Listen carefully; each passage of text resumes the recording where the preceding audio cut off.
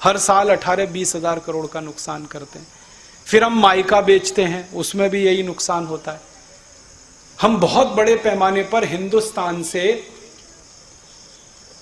चूना पत्थर बेचते हैं। चूना पत्थर आप समझते हैं, कैल्शियम जिससे चूना बनाते हैं। दुनिया के देश हमसे खरीदते हैं क्योंकि उससे सीमेंट बनता है, उसमें भी यही नुकसान होता है। गेहूं बेचते हैं तो यही नुकसान होता है, बासमती चावल बेचते हैं तो यही नुकसान हमको होता है। आपको सुनकर ताज्जुब होगा कि बासमती चावल आप बाजार में खरीदें तो आपको 50 रुपए किलो से कम नहीं मिलेगा। यही बासमती चावल रुपए का अवमूल्यन होने के कारण 2 रुपए किलो में चला जाता है अमेरिका। यही बासमती चावल। चीनी हम बनाते हैं इस देश में, 2 तरह की चीनी बनती है, एक तो छोटे दाने की और एक बड़े क्यूब वाली जो चीनी होती है ना, बहुत महंगी होती है, 35-40 रुपए किलो की, लेकिन अवमूल्यन के कारण 6-7 रुपए किलो में ही बेचनी पड़ती है हमको। हर साल हम जो निर्यात करते हैं ना, उसमें लाखों करोड़ों रुपए का घाटा होता है। हमारा 1 साल का निर्यात करीब 5 लाख करोड़ रुपए का है इस समय। अगर रुपया और डॉलर बराबर हो तो यही निर्यात 250 लाख करोड़ का होता है 1 साल। इतना नुकसान हम उठा रहे। तो ये नुकसान अब हम ज्यादा दिन नहीं उठाना चाहते। हम चाहते हैं कि रुपया और डॉलर बराबर हो जाए। रुपया और डॉलर कब बराबर होगा? जब हमने लिया हुआ विदेशी कर्ज चुका दिया।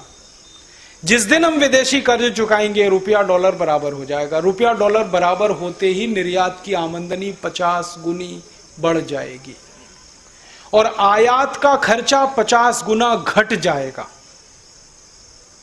और दोनों मिला दें तो ये देश तो 2-3 साल में ही सोने की चिड़िया हो जाएगा। चीन तो हमसे टक्कर नहीं ले पाएगा, इतना आगे हम निकल जाएंगे।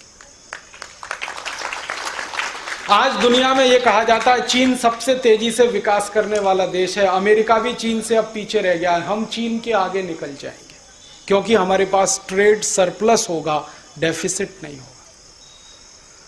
और कुछ बात बताता हूं, अगर रुपया डॉलर बराबर हुआ तो आपकी जिंदगी में क्या परिवर्तन आएगा? जो चीजें आप बाजार से खरीद रहे हैं सब सस्ती हो जाएंगी। जो डीजल आप इस समय खरीदते हैं 35 रुपए लीटर, ये हो जाएगा 10 से 12 रुपए लीटर। जो पेट्रोल आप खरीदते हैं 50 रुपए लीटर, ये हो जाएगा 17-18 रुपए लीटर। जो रसोई गैस का सिलेंडर आप लेते हैं 350 रुपए का, ये हो जाएगा 45 रुपए का।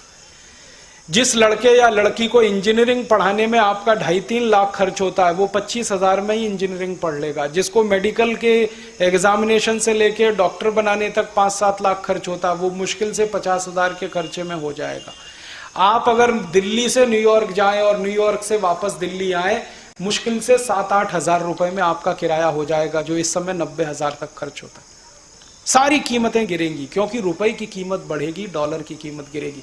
और भारत की जो संपत्ति है अंतरराष्ट्रीय बाजार में 50 गुनी ज्यादा हो जाएगी। इसी कीमत पर आमदनी 50 गुनी बढ़ जाएगी। हमें सब चीजों में बढ़ोतरी होगी अगर रुपया और डॉलर बराबर हो। और ये तब बराबर होगा जब हम कर्ज वापस करें। कर्ज वापस तब करेंगे जब 18 लाख करोड़ हमारी जेब में हो। ये आएगा कहां से? ये स्विस बैंक का पैसा वापस लाने के बाद ही आएगा। तो एक तो उस पैसे से कर्ज चुकाना है, दूसरा गांव का विकास करना है। गांव का विकास करने में 50 लाख करोड़ चाहिए, कर्ज देने में कम से कम हमको 18 लाख करोड़ चाहिए। तो करीब करीब आप समझ लो 68 लाख करोड़ 70 लाख करोड़ खर्च हो जाएगा। फिर भी हमारे पास करीब करीब 60 लाख करोड़ बचेगा। और उस 60 लाख करोड़ को अगर हम फिक्स डिपॉजिट में रख दें, भारत माता के नाम से फिक्स डिपॉजिट कर दें और 10% का ब्याज उस पर मिलता रहे, तो साल का ब्याज करीब 6.25-6.5 लाख करोड़ का होगा। माने पूरा बजट हम बना सकेंगे बिना एक पैसा किसी पर टैक्स लगाए हुए। पूरी अर्थव्यवस्था को टैक्स फ्री कर सकते हैं। टैक्स सब हटा सकते हैं, इनकम टैक्स हटा सकते हैं, कॉर्पोरेट टैक्स हटा सकते हैं, सेंट्रल एक्साइज हटा सकते हैं, सारे टैक्स खत्म कर सकते हैं। और टैक्स खत्म होते ही हर चीज 70% सस्ती हो जाएगी। जो पेन आपको अभी 10 रुपए का मिलता है ये 3 रुपए का हो जाएगा। जो घड़ी आपकी 300 रुपए की है ये 100 रुपए की हो जाएगी। हर चीज 60 से 70% सस्ती होगी टैक्स हटते ही। तो देश चलाने का खर्चा कहां से आएगा? टैक्स नहीं लगाएंगे। तो हमने बता दिया, स्विस बैंक के बचे हुए पैसे को फिक्स डिपॉजिट में रख दो, साल के ब्याज से ही देश चल जाएगा। और दूसरा एक रास्ता है अपने पास कि सब टैक्स खत्म कर दो, एक टैक्स लगाओ सिर्फ ट्रांजैक्शन टैक्स, और वो भी टोटल ट्रांजैक्शन का 2% सिर्फ। हमारे देश में बैंक में लेन देन होता है साल में, महीने में और हर दिन। चेक और ड्राफ्ट के द्वारा जो लेन देन है वो 1,25,000 करोड़ हर एक दिन का है। साल का लेन देन 400 लाख करोड़ का है। और कैश का लेन देन इसमें जोड़ दें तो वो चेक और ड्राफ्ट से ज्यादा। आपको मालूम है हम कैश में ट्रांजैक्शन ज्यादा करते हैं चेक और ड्राफ्ट की तुलना। सारे काम हम कैश में करते हैं, सब्जी कैश में खरीदते हैं, अपने घर की नौकरानी को कैश में पैसा देते हैं, कोई चेक से नहीं देता, कोई ड्राफ्ट से देता है। नौकरों को, नौकरानियों को सब कैश में देते हैं, सब्जी खरीदते हैं, दुकान पे जाते हैं, सब कैश में करते हैं। माने चेक से ज्यादा हमारा कैश का व्यवहार है। तो कैश के व्यवहार को या तो चेक में ले आओ या सारे व्यवहार को ओपन कर दो, वाइट कर दो। और ये वाइट कब हो जाएगा? आप इनकम टैक्स हटा दो, ये सारा व्यवहार अपने आप ओपन हो जाएगा, सब वाइट हो जाएगा। ये छुपाना तब पड़ता है जब इनकम टैक्स का डर रहता है। आप इनकम टैक्स हटा दो, डर खत्म हो जाएगा। इनकम टैक्स इसलिए भी हटाना जरूरी है कि अंग्रेजों के जमाने का लगाया हुआ टैक्स है, वो हमारा नहीं है। 1860 में अंग्रेजों ने ये टैक्स लाया था और अंग्रेजों की योजना ये थी कि भारतवासियों से लूट लूट कर पैसा लंदन लेके जाना, इसलिए ये टैक्स उन्होंने लगाया था। अंग्रेजों ने टैक्स पता है कैसे लगाए थे?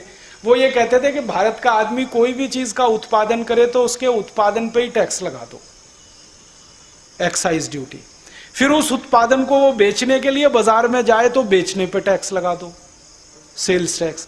फिर बेचकर मुनाफा कमाए तो उसके मुनाफे पे टैक्स लगा दो, इनकम टैक्स। फिर उस सामान को एक गांव से दूसरे गांव में लेके जाए तो दोनों गांवों में टैक्स लगा दो, एक में एंट्री टैक्स, एक में एग्जिट टैक्स। फिर अंग्रेजों की सड़क पर से लेके जाए तो वहां टैक्स लगा दो, टोल टैक्स। फिर ऑक्ट्रॉय लगा दो। ऐसे करके 20 टैक्स उन्होंने प्लान किए। आजादी के 62 साल के बाद ये टैक्स क्यों चलने चाहिए? क्योंकि अंग्रेजों ने तो लूटने के लिए लगाए थे, तो हम खत्म करना चाहते हैं। सारे टैक्स खत्म कर दो, हिंदुस्तान का हर आदमी ईमानदार हो जाएगा। क्योंकि बेईमानी इस देश के लोगों को टैक्स डिपार्टमेंट ने सिखाई है।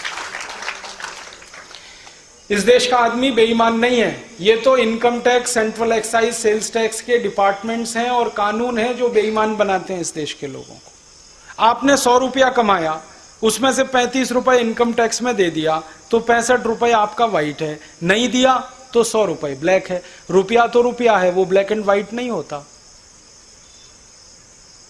ये तो कानून गलत है, जो कुछ पैसे को व्हाइट कहता है, कुछ को ब्लैक कहता है। और इस कानून का दुष्चक्र पता है कितना खतरनाक हो गया है कि इस देश की अर्थव्यवस्था में जो कुल उत्पादन होता है, जिसको जीडीपी कहते हैं, जो 48 लाख करोड़ का है, उसका 70% हिस्सा ब्लैक इकोनॉमी में चलता है। 36 लाख करोड़ रुपए ब्लैक में चलता है, इस देश में घूमता है। और लोग ब्लैक में ट्रांजैक्शन कर क्यों रहे हैं? इनकम टैक्स के डर के कारण। लोगों ने पैसा छुपा के क्यों रखा हुआ है? इनकम टैक्स के डर के कारण। हटा दो इनकम टैक्स, लोगों ने जितना पैसा छुपा के रखा हुआ सब बाजार में आ जाएगा और सारा ट्रांजैक्शन वाइट में हो जाएगा। हर आदमी ईमानदार है और ईमानदारी से जीना चाहता है। टैक्स डिपार्टमेंट उसको ईमानदार नहीं रहने देता। हम चाहते हैं ये इनकम टैक्स खत्म हो जाए, सेंट्रल एक्साइज सब खत्म हो। ट्रांजैक्शन जो हो रहा है इस पर 2% टैक्स लगा दो तो साल का इकट्ठा होता है रुपया 18,20,000 करोड़, जो इस समय के कलेक्शन से 3 गुना ज्यादा है। सारे टैक्स हम खत्म कर दें और 18,20,000 करोड़ हमें मिले तो हम तो बजट 18,20,000 करोड़ का बनाएंगे। अभी तो 10 लाख करोड़ का बनता, बिना किसी से भीख मांगे हुए, बिना किसी से दान मांगे हुए अपने पैरों पर इस देश को खड़ा करेंगे, स्वावलंबी बनाएंगे। और जो स्वावलंबी होता है वही स्वाभिमानी हो सकता है। हमें एक स्वाभिमानी भारत का निर्माण करना है, इसीलिए भारत स्वाभिमान अभियान हमने शुरू किया है और इस स्वाभिमानी भारत के निर्माण का ये रास्ता है। अब आप बोलेंगे जी हम क्या करें? आप इसमें हमारी मदद करो तभी ये होगा, आपकी मदद के बिना नहीं होगा। हम अगर अकेले कर लेते इस काम को तो मैं हरिद्वार से 2000 किलोमीटर चल के आपके बीच में नहीं आता। अकेला अगर कर लेता मैं इस काम को, या स्वामी रामदेव जी कर लेते, अकेले तो मैं नहीं आता। क्या जरूरत है? हम अकेले नहीं कर सकते। क्यों? क्योंकि प्रजातंत्र में कोई भी काम करवाना हो तो बहुमत चाहिए। हमको इस काम के लिए बहुमत चाहिए। तो आप हमारा बहुमत बने। कैसे? हमारी ताकत बने। ताकत आप हमारी कैसे बनेंगे? हमारे इस अभियान में आप जुड़ जाएं। नमस्कार दोस्तों, भाई श्री राजू दीक्षित जी का जय व्याख्यान अंत तक सुनने के लिए आप सभी का तहे दिल से धन्यवाद। दोस्तों, यदि आपको वीडियो देखकर कुछ जानकारी हासिल हुई हो तो कृपया राजू दीक्षित जी की इस वीडियो को अधिक से अधिक लोगों तक शेयर जरूर करें, ताकि प्रत्येक व्यक्ति इन दुर्लभ व्याख्यानों का लाभ उठा सके और अपना व अपने परिवार का इलाज बिना दवाइयों के बेहतर ढंग से कर सके। रोजाना स्वास्थ्य संबंधित वीडियो देखने के लिए राजू दीक्षित आयुर्वेदा को सब्सक्राइब कर बेल आइकन जरूर दबाएं, ताकि आपको ऐसी दुर्लभ जानकारियाँ मुफ्त में रोजाना मिलती रहें। वीडियो को लाइक जरूर करें ताकि हमारा उत्साहवर्धन हो सके और हम आपको ऐसी वीडियो लगातार पहुंचाते रहें। साथ ही साथ दोस्तों, ज़्यादा से ज़्यादा स्वदेशी सामान खरीदने की कोशिश करें और भाई श्री राजू दीक्षित जी के स्वदेशी भारत